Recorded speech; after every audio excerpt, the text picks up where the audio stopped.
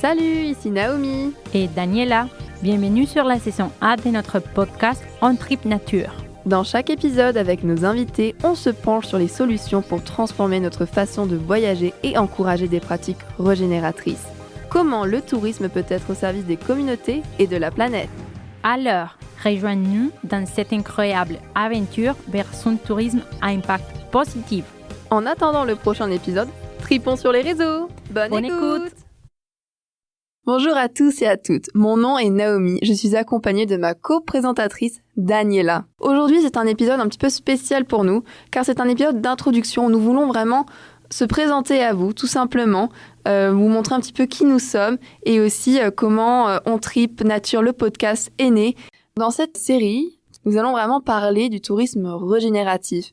Donc d'après les définitions que nous avons lues avec Daniela, c'est un tourisme qui vise à ce que le visiteur laisse la destination dans un meilleur état qu'à son départ, que lors de son arrivée. C'est une définition assez vague et c'est pourquoi nous avons vraiment eu l'idée de créer ce podcast afin que ça soit une plateforme de découverte collective où nous apprenons ensemble qu'est-ce que le tourisme régénératif, comment il peut être mis en pratique, et c'est vraiment à travers des conversations stimulantes, instructives et inspirantes avec des acteurs engagés de l'industrie touristique que nous allons éveiller les consciences et comprendre ensemble ce que le tourisme régénératif signifie, mais aussi de voir surtout comment il peut être mis en pratique.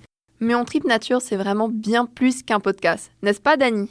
Bonjour à tous, moi c'est Dani.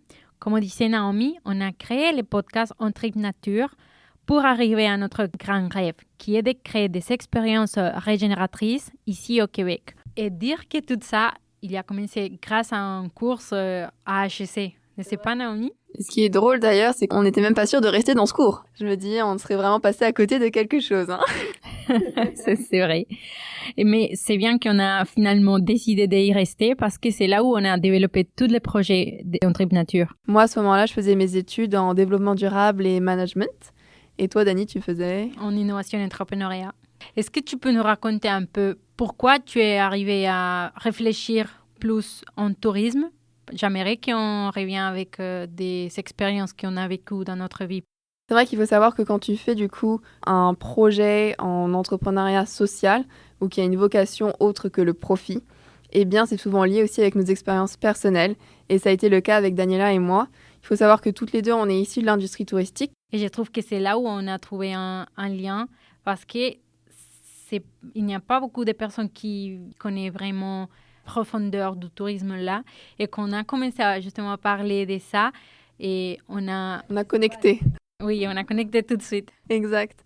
Et du coup, pour revenir justement à un des exemples, par exemple, ça a été au tout début de ma jeune carrière, si on peut dire, où j'ai commencé à faire mon premier stage dans un grand hôtel de luxe parisien. Je me suis retrouvée au salon VIP, donc c'était un salon où les clients pouvaient avoir un espace plus privilégié et un accueil plus personnalisé.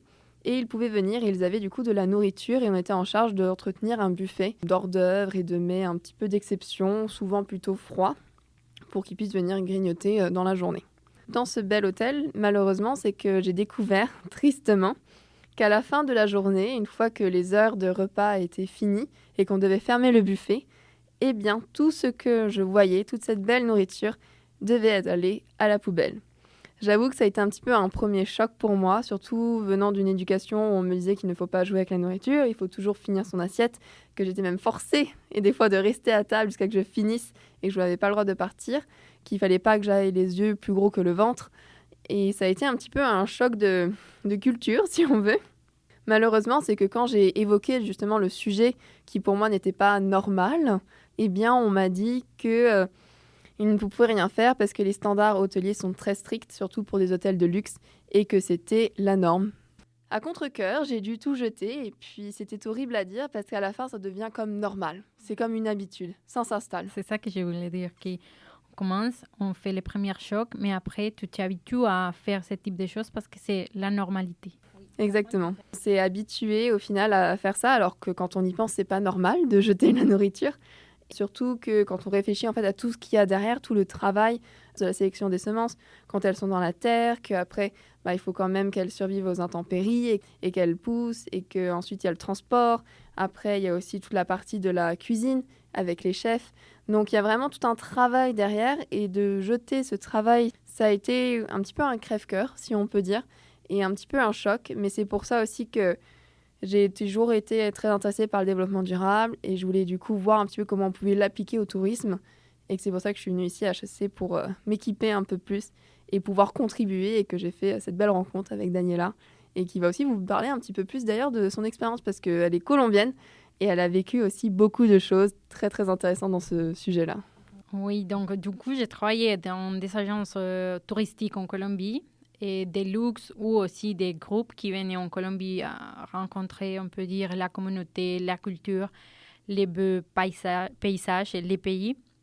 Donc, j'étais super contente de les amener dans différentes villes et aussi communautés de mon pays.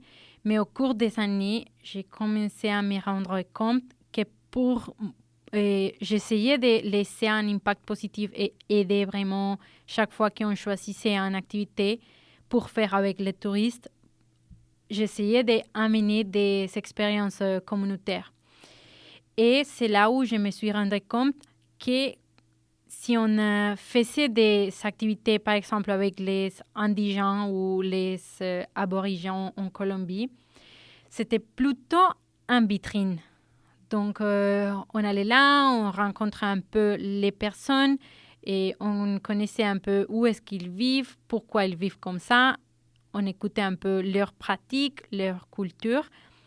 Mais à la fin, tant les voyageurs qui partaient, tant la communauté qui restait, c'était la même chose, chaque année. Il n'y avait pas un vrai échange ou une vraie conversation, une vraie interaction au final. Au final, c'est ça. Il n'y avait pas un échange qui ne permettait pas vraiment de développer un lien plus fort. De transformer, si on veut, quelque part le voyageur et de contribuer à préserver la communauté ou même à la faire florir ou à la faire grandir en soi. Exactement. Donc, c'est là où j'ai décidé justement de venir à HEC Montréal et trouver des autres idées pour être un entrepreneur où on pourra justement aider au changement ou créer un impact positif pour la nature et aussi les écosystèmes et aussi la communauté. Je pense que aussi le COVID, il nous a touché beaucoup à nous deux. Cependant, je trouve que c'était aussi un moment pour faire des réflexions profondes pour nous-mêmes, aussi pour l'industrie. Et on trouve qu'on arrive dans les moments, on peut dire, parfaits pour aider à reconstruire, à réinventer la façon comment on connaît les voyages.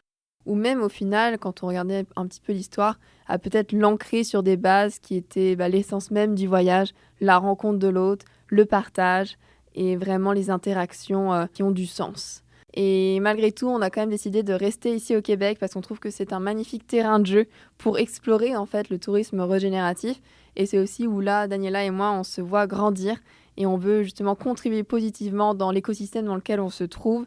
Donc le Québec à l'heure actuelle. Pour le moment, c'est vraiment reconnaître le rôle du Québec dans ce mouvement du tourisme régénératif et voir un petit peu comment il peut s'exprimer ici également. Étant donné que notre podcast est vraiment une plateforme collaborative et que c'est vraiment un endroit d'échange, d'ouverture de discussion, n'hésitez pas à interagir avec nous. On veut vous entendre. Si jamais vous aurez des contacts ou des personnes intéressées ou qui travaillent déjà dans le tourisme régénératif ou des pratiques régénératives dans des autres secteurs et qui aimeraient être avec nous, pour nous contacter, retrouvez-nous sur les réseaux. Notre email dans la page web, c'est info@ontripnature.com et aussi sur LinkedIn, Daniela ou Naomi ou encore Ontripnature. Merci beaucoup pour votre écoute. J'espère que cet épisode vous aura amené des réflexions et aussi des solutions, qu'il vous aura inspiré à opter pour un tourisme régénératif. Si toi aussi tu veux changer les codes du tourisme, soutiens-nous. C'est très facile. Tu peux laisser une note positive sur notre podcast et le partager à ton réseau. En attendant le prochain épisode, tripons sur les réseaux. Merci et à tantôt.